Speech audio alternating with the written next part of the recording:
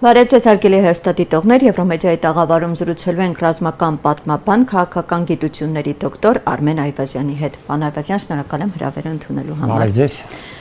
Պարոն Այվազյան, TRIP ծրագրի շուրջ, այսպես զարգացումները մի նոր փուլ մտան, նոր զարգացումներ հունվարի 13-ին ԱՄՆ փոխնախագահը եւ Հայաստանի արտաքին գործերի նախարարը այնտեղ Վաշինգտոնում հանդիպում ունեցան, այնուհետև հանդիպման արդյունքում հայտարարություն տարածեցին։ Այստեղ նորությունը որպես այդպեսին այն էր, որ նախ մասնաբաժինների, այսպես բաժանում է տեղի ունեցել 26% մասնաբաժինն է ընդամենը, թեև Հայաստանի տարածքով է անցնում, բայց բաժին հասնելու Հայաստանին, իսկ մնացած 74% Միացյալ Նահանգներին, այնուհետև փաստորեն մասնավոր օպերատորներ են վարձելու, ովքեր այնտեղ վերահսկողություն իրականացնել front office, back office է այնտեղ գործելու, այս արդյունքները ամփոփելով ինչ որ նոր, այսպես ասած, առաջընթաց եղավ այս process-ում, թե երբ անցյալ տարվա օգոստոսի 8-ին հայտարարեցին այս Թրամփի ուղու մասին, ես այն ժամանակ էլ անմիջապես նույն օրը գրեթե ելույթ ունեցա եւ ասացի, որ սա պարզապես միջանցք է, որը տրամադրվում է Միացյալ Նահանգներին եւ նրա դաշնակիցներին, այստեղ նրա դաշնակիցները Թուրքիան են եւ Ադրբեջանը, որը փաստորեն Հայաստանից մի տարածք է այսպես վերցնում, որտեղ Հայաստանի կառավարությունը այլևս վճռորոշ խոսք ունենալ չի կարող։ Ինչպես իրենք էին ասում, արտապատվիրակվում է այդ ճանապարհը կամ ճանապարհները, արտապատվիրակվում են Միացյալ Նահանգներին, տվյալ դեպքում այս անգամ մի փոքր ավելի մանրամասնեցին խնդիրը եւ պարզ դարձավ, որ իսկապես այդպես է։ Տարիները նշվեցին 99 տարի, նախնական առաջին փուլը 49 տարի, երկրորդ փուլը 50 տարի, նշվեց, որ վճռորոշ բաժնեմասը, այդ բաժնետոմսերի գտնվելու է Միացյալ Նահանգների ձեռքում 74%, Հայաստանին ընդամենը 26% առաջին 49 տարվա ընթացքում, հետագայում կարող է բարձրանալ մասնաբաժինը ընդամենը հասնել 49%-ի եւ երբեք չդառնալ վճռորոշ ուրեմն բաժնեմաս, բայց այստեղ արդեն հասկանալի է դառնում, թե ինչ կարող է անել այդ ընկերությունը, որը կոչվում է TRIP-ի զարգացման ընկերություն։ Իդեպ խոսքը գնում էր, կարծես թե այսպես ակնարկում են շվեյցարական ընկերության մասին։ Ոչ, դա տրված է Միացյալ Նահանգներին, այնուհետև TRIP-ի այդ ուրեմն զարգացման ընկերությունը դեռ պարզ չէ թե ումն է,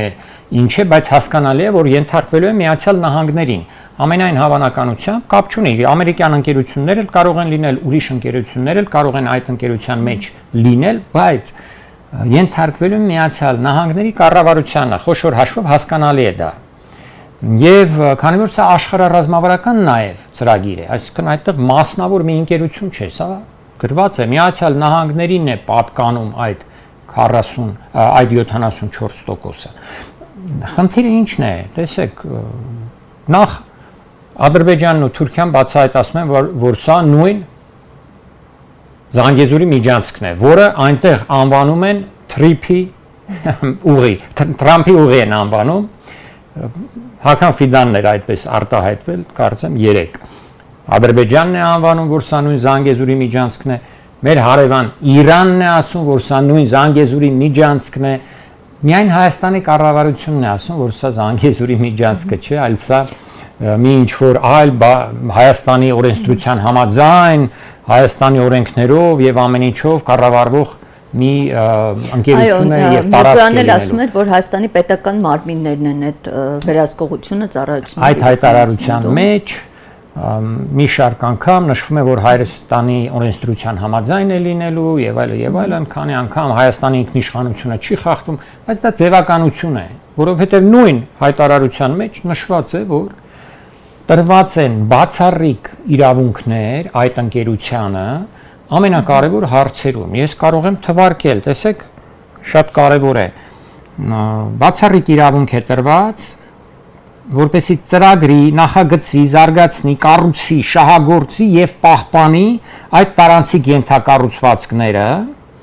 պայմանագրեր կնքի շինարարական ընկերությունների, օպերատորների եւ ծառայություններ մատուցողների հետ, հավաքագրի եկամուտներ եւ այլն եւ այլն։ Այստեղ յուրաքանչյուր կետը նշանակում է, որ դու արդեն քո ինքնիշխանությունը չունես։ Մասնավորապես շատ վտանգավոր է այս կետը պայմանագրեր կնքել շինարարական ընկերությունների հետ, որ բացառիկ իրավունք է ինքնին կամայական, այդպես ոչ թե կամայական, այլ որոշելու է ում տրամադրել շինարարական այդ որ ընկերություններն են գալու կառուցելու ճանապարհները, այնտեղ նշված են ինչեր պետք է կառուցվեն, երկաթուղիները, ավտոմոբիլային ճանապարհներ, կամուրջներ, թունելներ,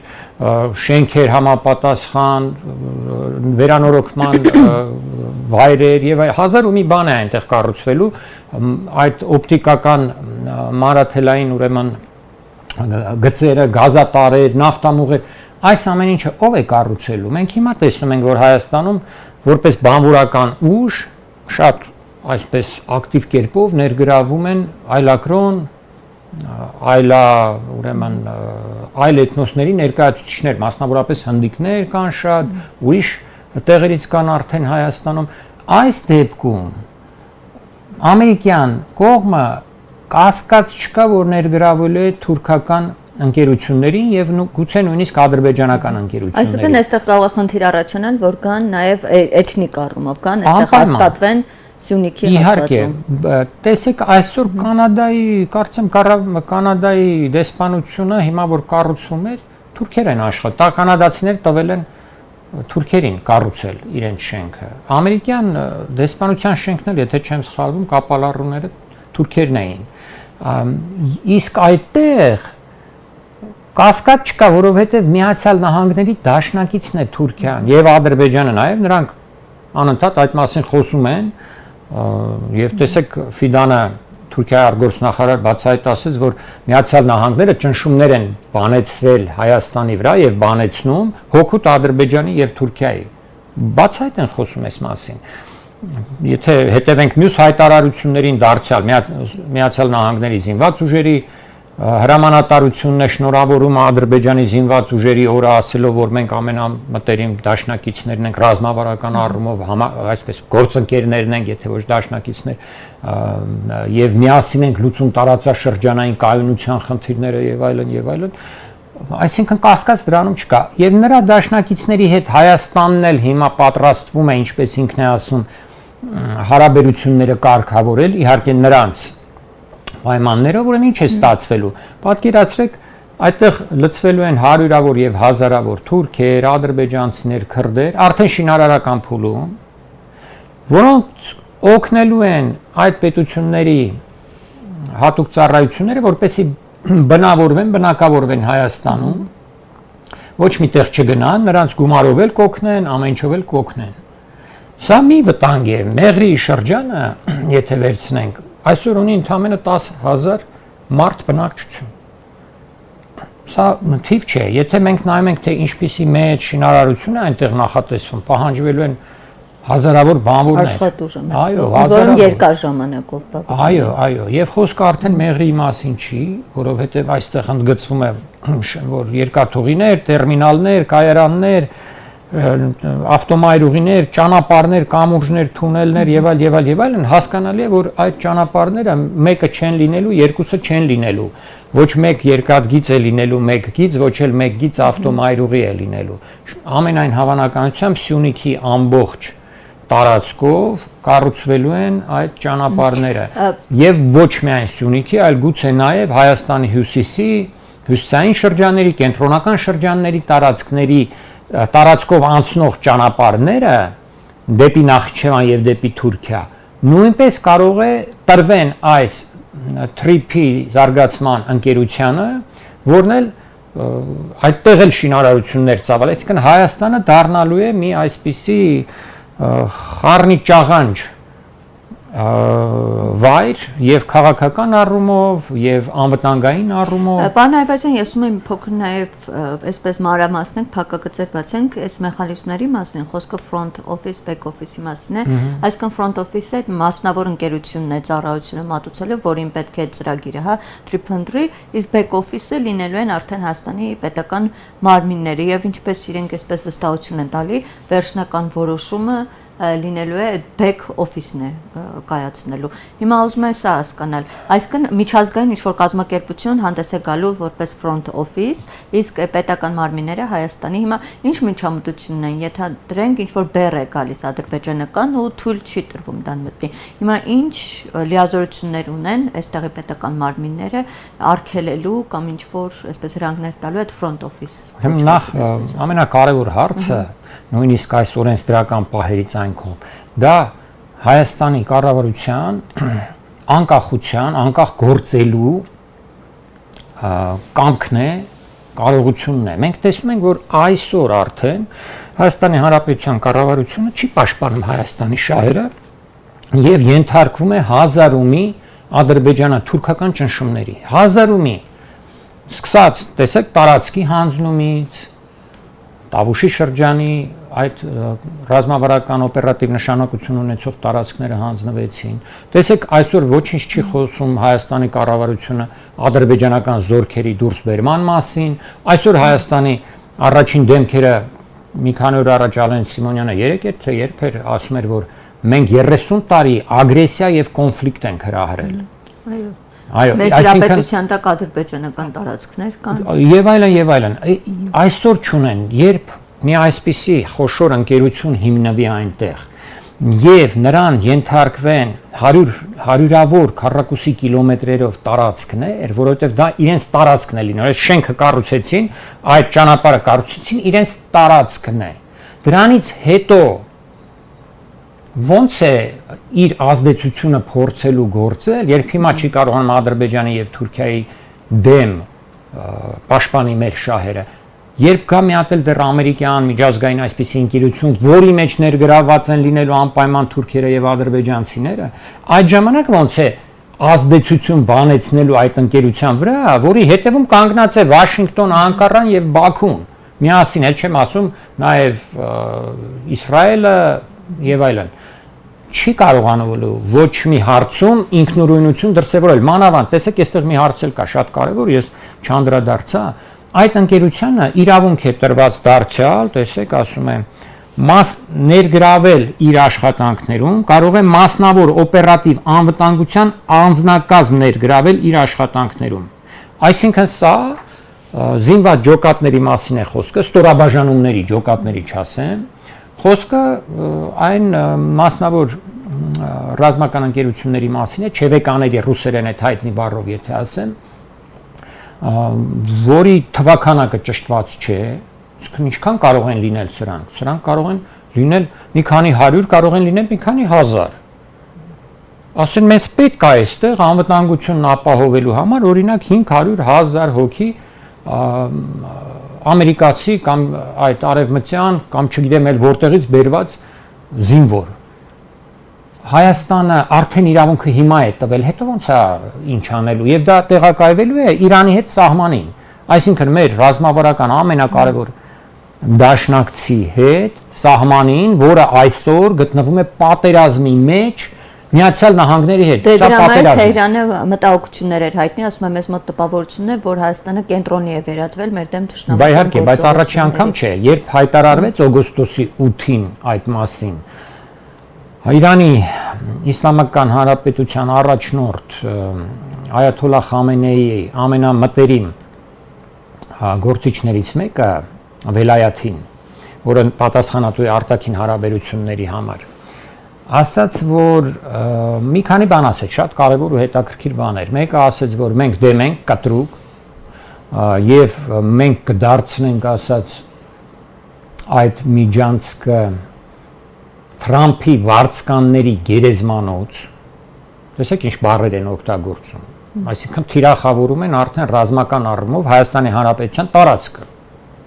որտեղ նրանք պատկերացնում են, որ տեղակայվելու են ամերիկյան զինվորներ, Հիմա դա կարող է կոչվել մասնավոր ընկերություն, չի կոչվելու ամերիկյան բանակ, բայց հասկանալի է, որ այդ անվտանգության այդ ստորաբաժանումները այդ ընկերության դարձյալ ենթարկվելու են Միացյալ Նահանգների կառավարությանը։ Միշտ այդպես է ամենտեղ։ Հիմա որ Աֆրիկայում օրինակ ռուսական չևեկաները գործում են, ում են ենթարկվում, դրանք մասնավոր ընկերություն են, ոչ, դրանք ենթարկվում են Ռուսաստանի պաշտպանության նախարարությանը։ Նույնն է լինելու է բնականաբար այստեղ ենթարկվելու են Ամերիկայի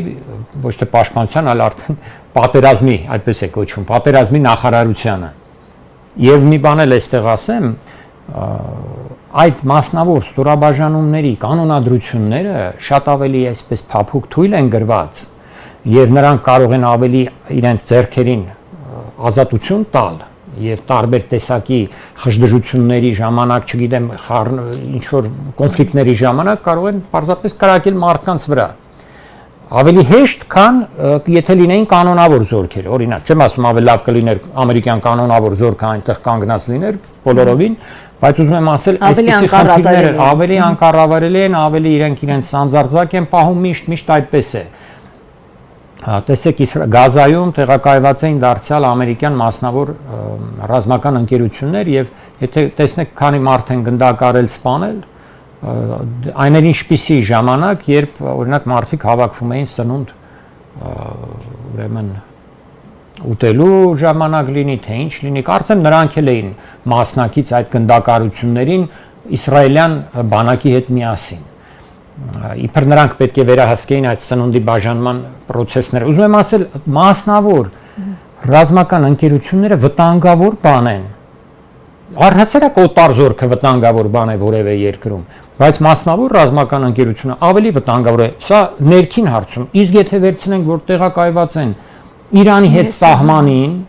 նաև Ադրբեջանի հետ սահմանին, այնտեղ ներկա են գոնե այս պահին ռուս սահմանապահներ, այսինքն ռուսական զորքեր կա։ Մինոր պլացդարմ է դառնում Հայաստանի։ Կա նաև հայկական զորք, ուրեմն ինչ է ստացվում։ Հայկական զորքն է այդ մի փոքր հատվածում, Սյունիքի հատվածում, հայկական զորք է, ռուսական զորք է, ամերիկյան զորք է,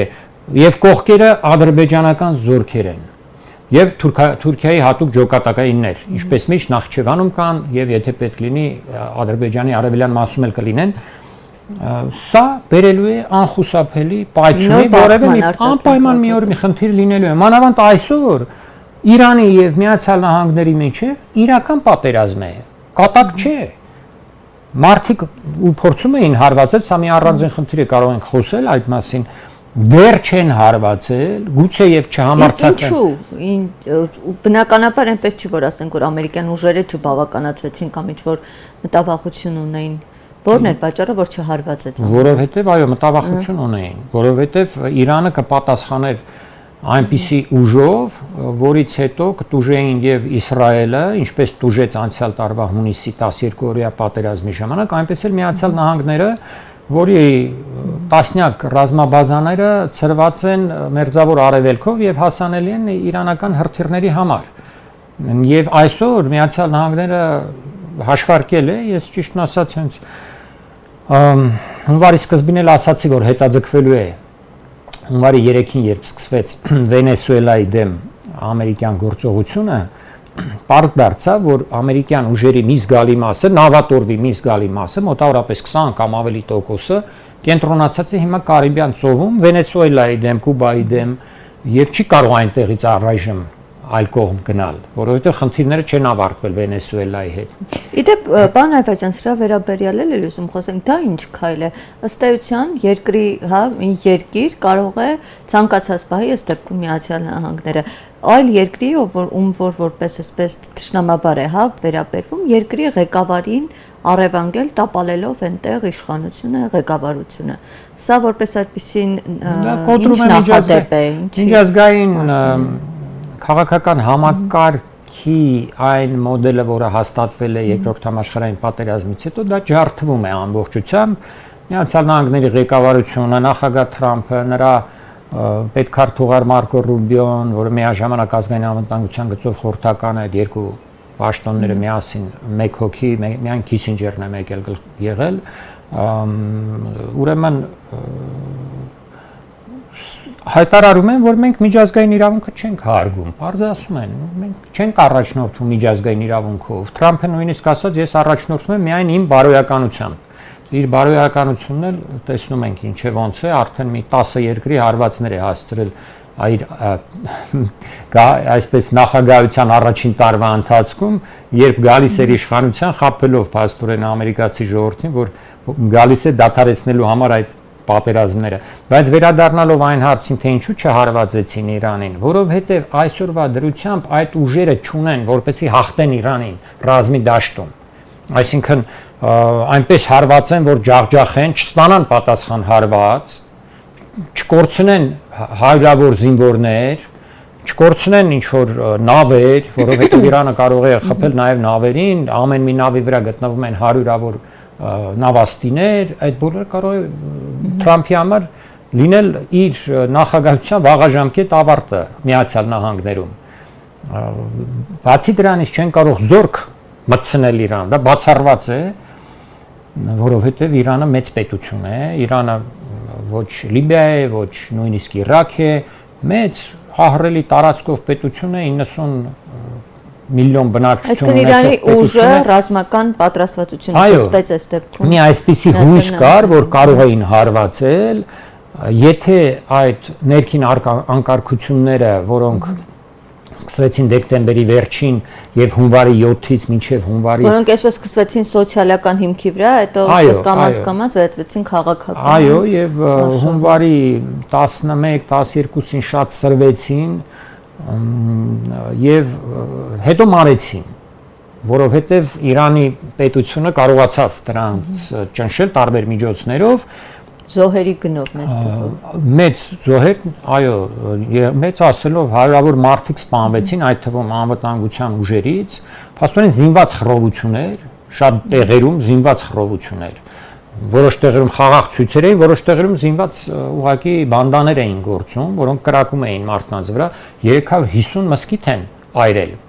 հրդեհել, այսինքն պատկերացնում եք այդ մահմեդական այդ երկրում ինչ է տեղի ունեցել։ Այս եթե այդ խժդժությունները տային այնպիսի արդյունք, որից հետո Իրանի իշխանությունը կսասանվեր, այսինքն ճեղքեր կառաջանային իշխանության մեջ, զորքերի մի մասը կանցներ խռովարարների կամ այո, կամ զորքերի մի մասը կանցներ խռովարարների կողմը, ոստիկանության զորքերի, չգիտեմ, բանակում կառավարման համակարգերը կխախտվեին, կսկսվեր տարբեր էթնիկ խմբերի միջև լուրջ հակամարտություն, այդ ժամանակ նոր կարող էին հարվածել եւ նրանք ըստ երևույթին այդ հույսը ունեին, որ կարողանալու են այդպես սասանել Իրանը, բայց չսասանվեց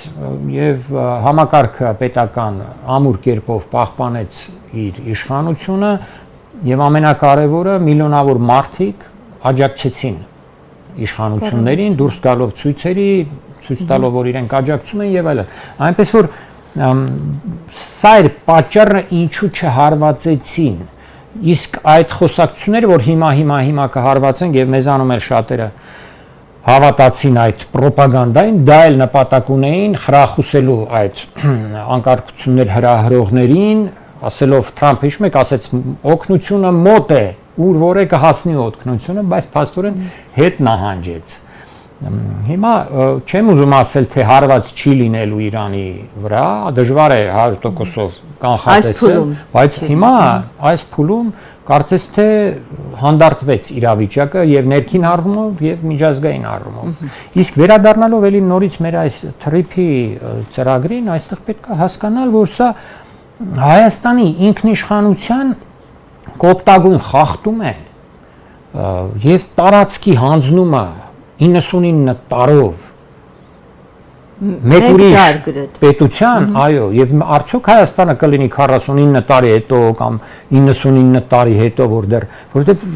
մեր ժողովրդագրական իրավիճակը ծանր է, տեսեք Ադրբեջանը դեռ ասում է 100,000-ավոր ադրբեջանցիներ պետք է ներմուծվեն, հիմա այդ ներմուծման ճանապարհներից մեկը լինելու է այս շինարարություններին մասնակցությունը, թուրքերն են գալու շուտով այստեղ իրենք են նախատեսում Հայաստանի հետ ուրեմն հարաբերությունների իբր կարգավորել, դրա անվան տակ Հայաստանի բիզնեսներն են հայտնվելու թուրքական եւ ադրբեջանական վերահսկողության տակ, այս ամեն ինչի դեպքում դեռ մի բան էլ դու քո տարածքից ռազմավարական նշանակության ենթակառուցվածքներ հանձնես օտար տերությանը, սա ինչ է, սա սահմանադրության խախտում է, սա պետական հանցագործություն է, ոչ մեկի հետ չի խորհրդակցել։ Տեսեք, Վելայաթին մի կարևոր բան էլ ասեց անցյալ տարվա օգոստոսի 9-ին, թե 8-ին, 9-ին, թե 10-ին այդ օրերին, երբ հայտարարվեց այս թրիփի մասին, ասեց հայ ժողովուրդը դեմ է այդ միջանցքին։ Այսինքն Իրանի ղեկավարությունը գիտակցում է, որ հայ ժողովուրդը դեմ է, բայց Հայաստանի Հանրապետության ղեկավարությունը չի գիտակցում։ Չի գիտակցում, թե չի ուզում տեսնել։ Ի հեճուկս հայ ժողովրդի ճնշող մեծամասնության կարծիքի Արցախից հետո հիմա էլ հանձնում է մեր տարածքները։ Սա անթույլատրելի է, սա հակասահմանադրական է, որ ոչ մի լուրջ քննարկում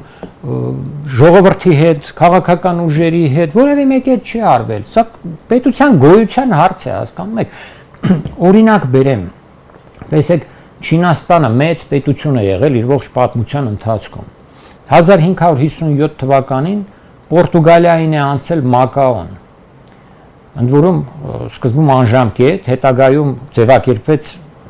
ժամանակով 19-րդ դարում, որ վարձակալության է տրվում։ Որքան տևեց մինչև Չինաստանը հետ ստացավ Մակաոն։ 442 տարի։ Իսկն 1557 թվականից մինչև 1999 թվականը կամ Հոնկոնգը, Մեծ Բրիտանիան Հոնկոնգի մի մասի վրա արդեն 1841 թվականին էր իր վերահսկողությունը հաստատել, հետո 19-րդ դարի վերջին արդեն ամբողջ Հոնկոնգի վրա վերցրեց վարձակալություն, որը վերջացավ միայն 1999 թվականին, բայց դա Չինաստանն էր, որը կարողացավ հետ ստանալ։ Տեսեք, Գիբրալտարը, Մեծ Բրիտանիան վերցրել է այդ տարածքը, Իսպանիան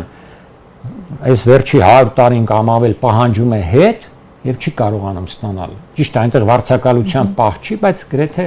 միևնույն հարցն է։ Այսինքն մենք տալով հիմա Սյունիքը Միացյալ Նահանգներին այլևս ումից ենք հետ ստանալու։ Եվ մի բան էլ հիշենք, որ այդ ընկերությունը երբ հանգարց լուրջ խնդիր ունեցավ հայերի հետ, օգնության է կանչելու ում ադրբեջանական եւ թուրքական զորքերին, որոնք գտնվելու են մոտակայքում։ Անպայման չի, որ Միացյալ Նահանգներից թռնեն գան հասնեն ինչ-որ զորքեր։ Իրենք ադրբեջանցիներից եւ թուրքերից են օգնություն ստանալու։ Այսինքն մի շարք լուրջ խնդիրներ անվտանգային։ Այո։ Պարոն Այվազյան, քանի որ խոսեցինք հայ-իրանական հարաբերություններից, անդրադարձանք Իրանից հնչող հայտարարություններին, ուզում եի ձեր գրքի վերաբերյալ եւս, որ այս ֆոնին ես ինքս ուսումնասիրեցի, ձեր ձեռնարկին, որը հիմնականում կենտրոնացած է հայ-պարսկական պատերազմի վրա, այդպես թվագրությամբ, ժամանակագրությամբ նշվում է։ Ուզում եի սրա մասին էլ մի փոքր, որքանով է այն հիմա արդիական, որքանով է պատկեր արտացոլում, այստեղ կարմիր թելի նման, օրինակ դուք անդադ տանում եք, որ այսօր պատմական շատ իրադարձություններ նոր գրքերում աղճատված են ներկայացնում ոչ ճիշտ ժամանակագրությամբ, այսինքն փորձում են կարևոր իրադարձությունները լուսանցք մղել ու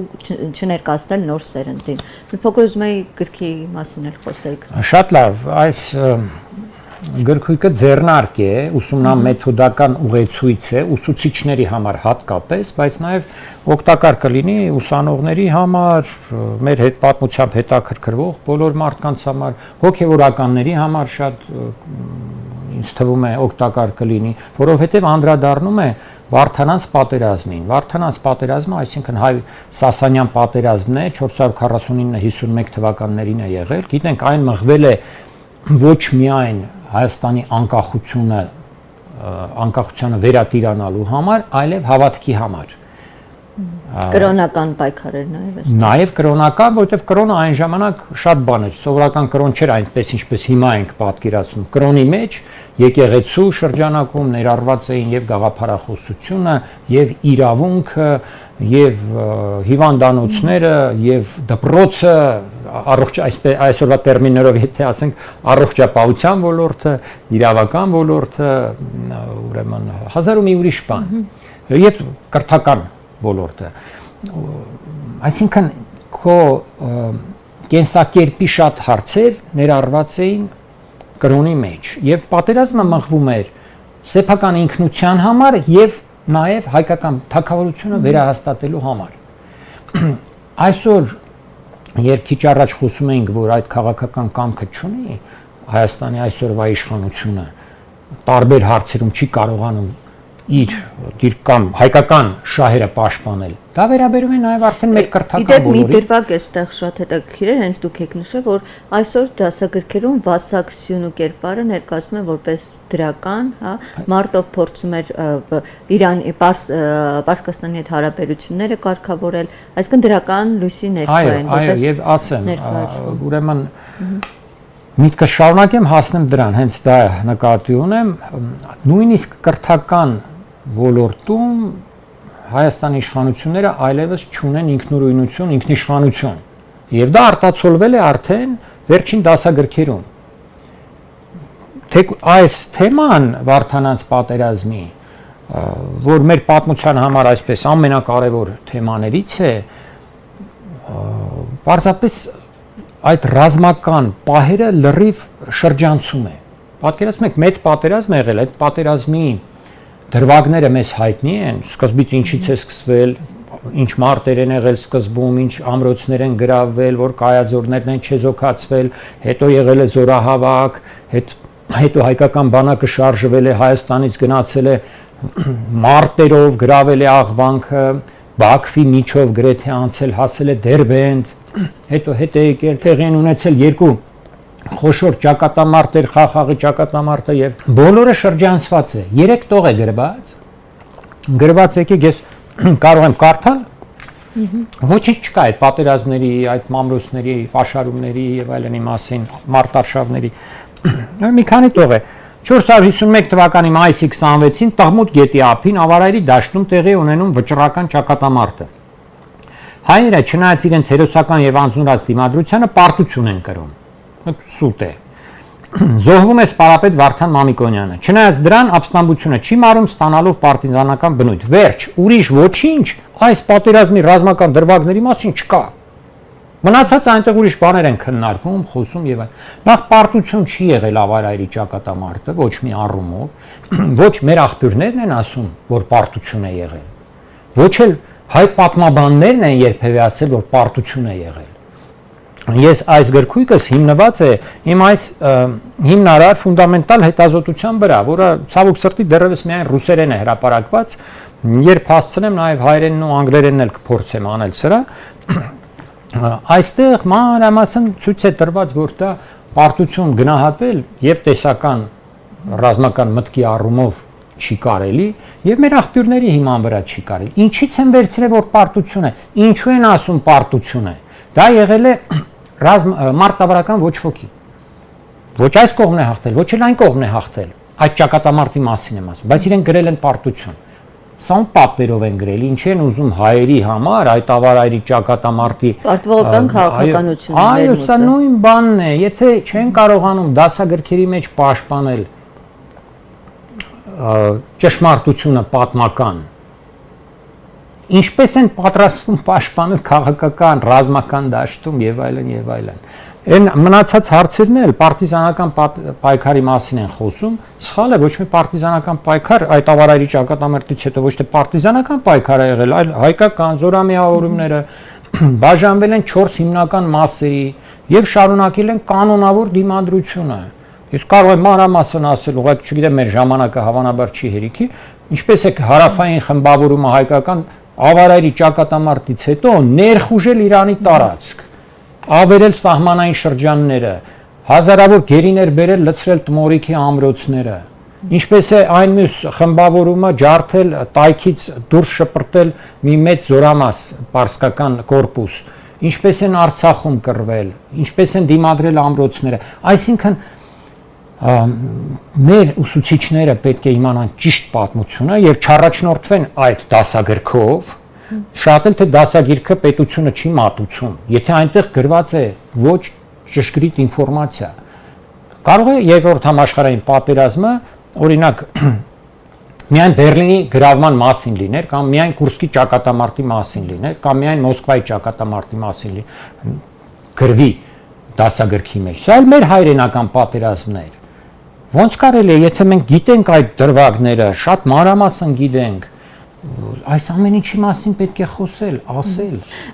Պարոն Արվազյան, այդ հետաքրքիր այսօր տեսնում ենք, որ հենց փոքր սերնդից դասաներից սկսված պարտվողականություն, հարմար ողականություն են քարոզում, փորձելով այսպես ազգային ինքնության այդ կարևոր իրադարձությունները, որոնք հաղթանակների մասին են, դրանք այսպես մոռացության տալ։ Դա ունես դպրոցներից է։ Որովհետև ընտրված է Հայաստանի կապիտուլյացիայի ուղին, դրսի պարտադրանքով իհարկե, եւ մարդիկ գնում են այդ ճանապարհով։ Հայաստանը տանում են վերջնական կապիտուլյացիայի, որը բերելու է Հայաստանի մասնատմանը, նաև այս թրիփ ծրագրով, եւ վերջնական կործանմանը եւ անհետացմանը, եթե մենք չկարողանանք կանգնեցնել այս ընթացքը։ Սա կապիտուլյացիոն ընթացք է։ Հիմա եթե ժպտալով ուրախ ասում են մենք ստորագրել ենք, որ Հայաստանի տարածքի մի մասը 99 տարով տալիս ենք Միացյալ Նահանգներին, այդ ինչի Ադրբեջանը կամ Թուրքիան կամ չգիտեմ Վրաստանը չի իր տարածքի ինչ որ կարևոր ռազմավարական շահավետ է Հայաստանը, Հայաստանի տարածքի գերտումները։ Նրանք ինչու չեն 99 տարով, 49 տարով իրենց տարածքը արտապատվիրակում ինչ որ մի այլ պետության։ Ինչու՞։ Որտեվ հասկանում ես, սա ինքնիշխանության կորուստ է։ Իսկ ինքնիշխանությունը կորցնելուց հետո դու չես կարողանում պաշտպանել ինքդ քո շահերը։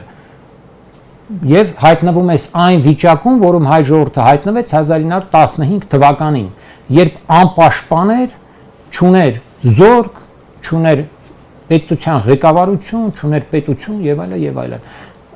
Այսօր մենք գնում ենք այդ ճանապարհով եւ այդ ճանապարհը պետք է կասեցնել, քանի դեռ շատ ուշ չէ։ Ձեզ շնորհակալ եմ, պարոն Այվազյան, հետաքրքիր համար կսպասենք նոր գրքերի։ Հարգելի աստատիտողներ, ես հիշեցնեմ, որ մենք զրուցում ենք ռազմական պատմաբան, քաղաքական գիտությունների դոկտոր Արմեն Այվազյանի հետ։ Շնորհակալ եմ եթերին հետևելու համար, կհանդիպենք։